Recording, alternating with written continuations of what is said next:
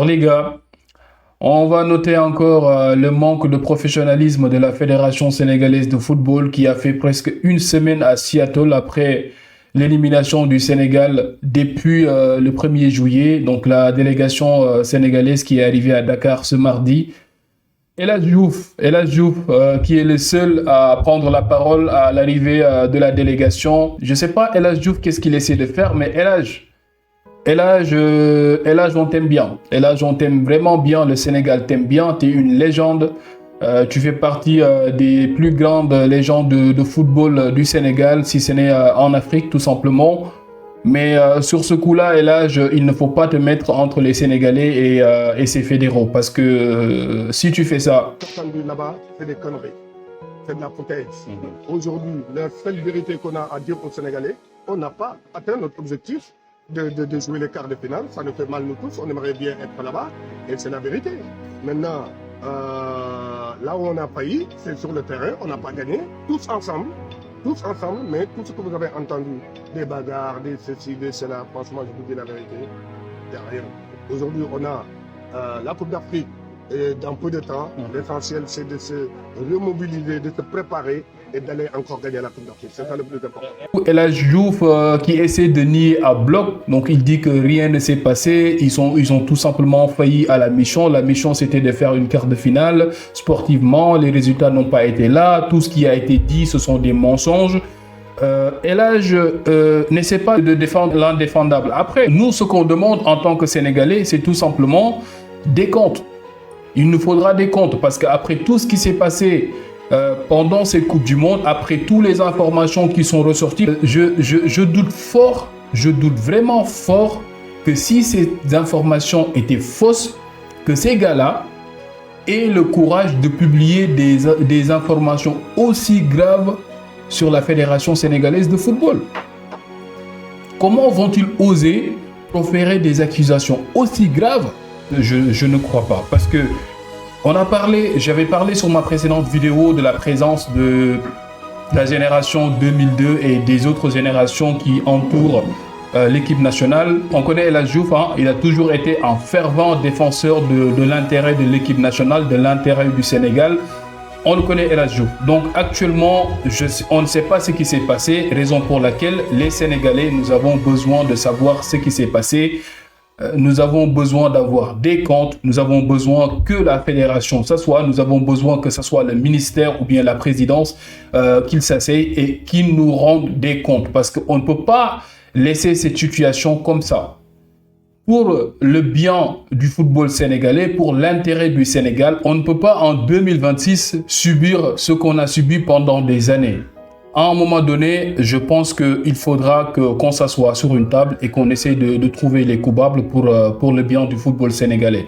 Donc, El Hadj, on ne va pas étouffer l'affaire. On ne va pas étouffer l'affaire. C'est juste pas possible. C'est pas possible. Donc, et pour ceux qui disent que voilà, on est en train de parler de la vie privée des gens, on s'intéresse à la vie privée des gens, ou bien que quand il pleut, certains essaient de faire le ménage.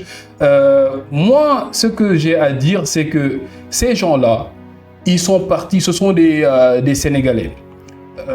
Ils sont partis représenter le Sénégal. Nous, ce qui nous intéresse, c'est l'intérêt du Sénégal. Ce n'est pas la vie privée d'un X ou bien d'un Y. Ça, on s'en balance complètement la vie privée de je sais pas, de qui ou bien de qui. Ou bien comment on dit la poussière, je ne sais pas quelles sont les expressions qu'ils sont en train d'utiliser. Notre seul et unique but, c'est l'intérêt du Sénégal, l'intérêt du football sénégalais. La vie privée d'un tel ou d'un tel n'intéresse à personne. À personne. Donc, on a intérêt parce que ces gens-là, ce qu'ils ont fait, à mon avis, c'est tout simplement une haute trahison. C'est une haute trahison à la nation. Tu ne peux pas aller représenter le Sénégal et qu'on entend des accusations telles qu'on a entendues sur la peau des Sénégalais. C'est une humiliation pour tout le Sénégal.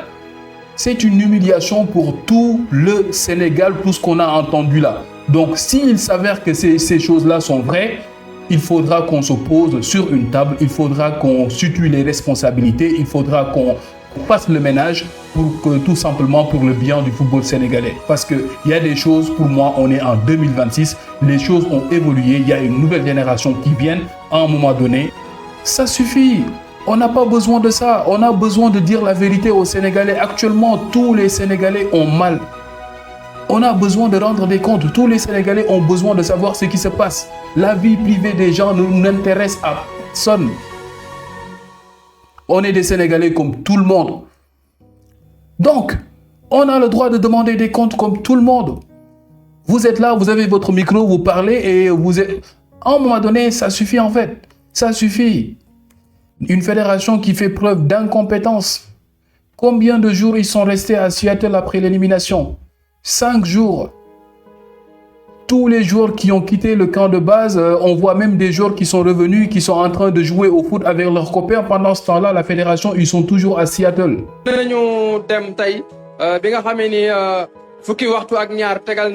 fanweeri simili fii ci Seattle ñun dañu xëyoon suba dem ci hôtel bi ngir mën a jël image yu départ bi wante mujj ñu gis li nga xam ni mooy délégation bi damay préféré wax délégation Sénégal sax au lieu may wax gaynde yi parce que daanaka équipe bi moom ñëpp ñibbi woon nañ laataa tey desatuloon benn jour mais délégation Sénégal bi maanaam officiels yi mooy dirigeant yi ak membre staff technique bi ñoom ñoo mujj ñibbi tey bi nga xam ne ni fukki waxtu ak ñaar tegal na fanweeri simili fii ci Seattle malheureusement nag amuñu image yi parce que dañu ñëw 7h45 bi ñu fekk ci buntu hôtel bi dugg ci hall bi gis dirigeant yi ndekete jël nañ benn escalator jaar ci parking bi ci suuf génne beneen porte daal di dem aéroport du ñàkk bëgg ñu woon ku leen filmer wante ñun defoon nañ lépp lu ñu mën ngir digtal waa Sénégal li nga xam ni moom mooy image yi mais malheureusement mujjuñu ko am li am solo rek mooy ñëpp jàpp ni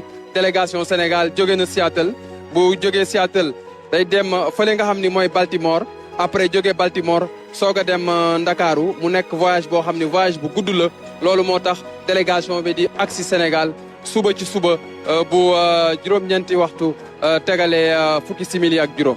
jërëjëf. Alors, pas mal de joueurs ont pris la parole sur les réseaux sociaux, non seulement pour s'excuser, pour réitérer leur engagement envers la patrie, pour tout simplement remercier les Sénégalais de l'engagement et du soutien. Pape Gueye notamment, qui avait fait des déclarations fracassantes après l'élimination à chaud. Pape Gueye, voilà, qui est revenu là-dessus, donc il avait dit que voilà, qu'il allait boycotter tout simplement l'équipe nationale tant qu'il y aurait le même staff. Du coup, voilà, Pape Gueye a repris la parole sur son compte en disant que voilà, j'aime mon pays, j'ai toujours fait passer la sélection nationale avant tout, qu'il se sent redevable envers les Sénégalais. Il sait qu'ils ont failli à leur mission et que toutes les décisions qu'il a pu prendre étaient tout simplement pour faire avancer les choses dans le bon sens pour le présent et pour le futur. Et ainsi, il a remercié tous les Sénégalais du soutien et tout ça. Donc Pape Gueye qui avait dit qu'il allait sortir pour tout simplement expliquer le pourquoi il a fait la déclaration qu'il avait fait après l'élimination.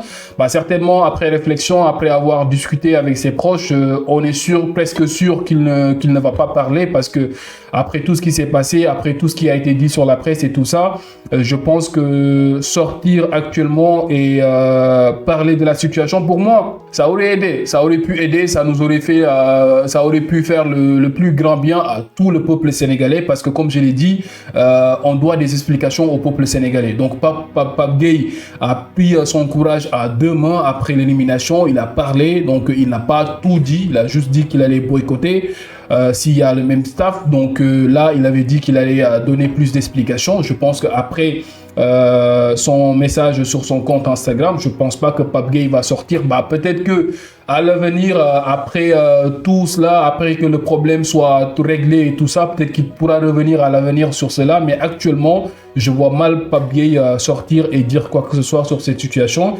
Même si je pense que tout le monde aurait intérêt à ce qu'il le fasse parce que voilà, on a besoin d'explications tout simplement. Mais la réalité, c'est qu'on ne met pas tout à disposition des joueurs et du staff pour pouvoir performer. Si vous regardez aujourd'hui, on est en 2026, l'équipe nationale du Sénégal s'est entre guillemets un petit peu préparée au Sénégal dans un hôtel que je ne citerai pas. le niveau d'excellence que l'on demande, on peut pas l'avoir, on s'entraîne à l'annexe. On n'a pas de centre de réflexion, on n'a pas de centre d'excellence. Moi, je me rappelle très bien, dans les années 80 en France, par le biais de son président, je pense que c'est Fernand Sastre, qui en 1980 a commencé à réfléchir. Il voyait que la formation française était en retard, notamment sur les Allemands, et ils ont créé l'INF, l'Institut National de Football de Clairefontaine. On a vu que ce projet est sorti de terre en 1988, 10 ans après gagner la Coupe du Monde. Donc je pense qu'il faut avoir une réflexion sur le développement du football africain par sa jeunesse et par sa structuration. Si vous regardez aujourd'hui ce qui se fait de mieux sur le continent, c'est le Maroc. Le Maroc en 2014, ils étaient 81e mondial avant l'arrivée de Fawzi Ledja, qui a complètement bouleversé la hiérarchie et qui a fait qu'aujourd'hui le Maroc puisse vraiment compétir avec les nations européennes et sud-américaines. Aujourd'hui, ils ont créé le complexe Mohamed VI et ils ont été champions du monde avec les U20. Ils ont fait demi-finale de Coupe du Monde il y a 4 ans et là ils sont en quart de finale. Et je pense que ça, c'est pas dû au hasard, c'est dû à une stratégie, à une manière de penser et à réfléchir. Voilà, il y a des programmes qui existent notamment au niveau de la FIFA Forwards Programme, qui met à disposition des fonds pour les pays membres de l'association dans le développement, dans la structuration. Et si vous regardez aujourd'hui du côté de la Mauritanie, ils ont notamment un très beau centre qui a été payé par la FIFA. Bien sûr, il faut une volonté politique au niveau de l'État, mais il faut surtout des gens qui ont cette vision de se dire qu'aujourd'hui, l'équipe nationale du Sénégal doit s'entraîner dans les meilleures conditions. On doit avoir un centre d'excellence. C'est pas pour rien qu'aujourd'hui, on fait partie des meilleurs pays qui forment les jeunes, grâce à Djambar, grâce à Génération Foot, Dakar Sacré-Cœur, mais qui sont des privés et qui ont investi dans ces structures-là. Aujourd'hui, on peut pas être l'équipe nationale où on a une réflexion où les U13, les U15, les U17, l'équipe féminine, avant l'équipe locale, ne puissent pas travailler dans les meilleures conditions. Tant qu'on franchira pas ce palier-là, je pense que c'est impossible d'espérer faire de bons résultats. Alors oui, sur la scène continentale, ça va, mais après, si on veut vraiment espérer rivaliser dans les années à venir, je pense qu'on doit avoir une révolution. Et il faut qu'on puisse tous, les uns les autres, faire une table ronde, tous les acteurs importants du football. Combien de trophées le Sénégal a gagné récemment? Combien de trophées on a gagné? Combien de trophées? Le Sénégal a gagné pas mal de trophées. Et chaque trophée, il y a de l'argent que le Sénégal gagne. Cet argent-là rentre dans les caisses de la fédération. Où est tout cet argent? Où est tout cet argent? On nous dit que la fédération, ils ont préféré partir aux États-Unis presque 1 mois avant la compétition parce qu'ils doivent 100 millions à la société Sojib, raison pour laquelle ils ne pouvaient plus s'entraîner là où ils s'entraînaient parce qu'ils s'entraînaient à l'annexe du stade Abdoulaye Wade de Diamniadio. Ils ne pouvaient pas s'entraîner, donc ils ont préféré partir très tôt avec la chaleur qu'il y a là-bas, avec les conditions qu'on connaît maintenant et tout ça. Donc, tout cet argent-là, où est tout cet argent? Alors, pendant que d'autres pays, ils sont en train de créer des centres de performance, ils sont en train de construire des infrastructures pour leur football, le Sénégal récemment, le Sénégal est une équipe qui gagne. À chaque fois que le Sénégal gagne, actuellement, le Sénégal, on n'a pas d'infrastructure à part le stade Abdoulaye Wade et certains stades qui ont été réfectionnés récemment. Le Sénégal, actuellement, on n'est même pas en mesure d'organiser une coupe d'Afrique. On parle de l'organisation de la Coupe d'Afrique en 2030 parce qu'actuellement, on n'est pas prêt.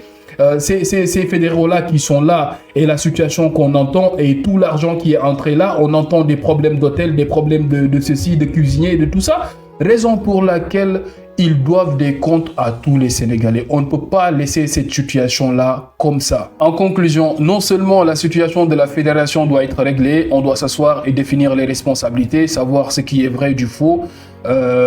Tout simplement, une fois qu'on aura réglé le problème de la fédération, essayer de s'attaquer au problème du coach. Donc, engager un nouveau coach très rapidement parce qu'il y a de nouvelles échéances qui viennent très rapidement, les qualifications pour la Coupe d'Afrique 2027.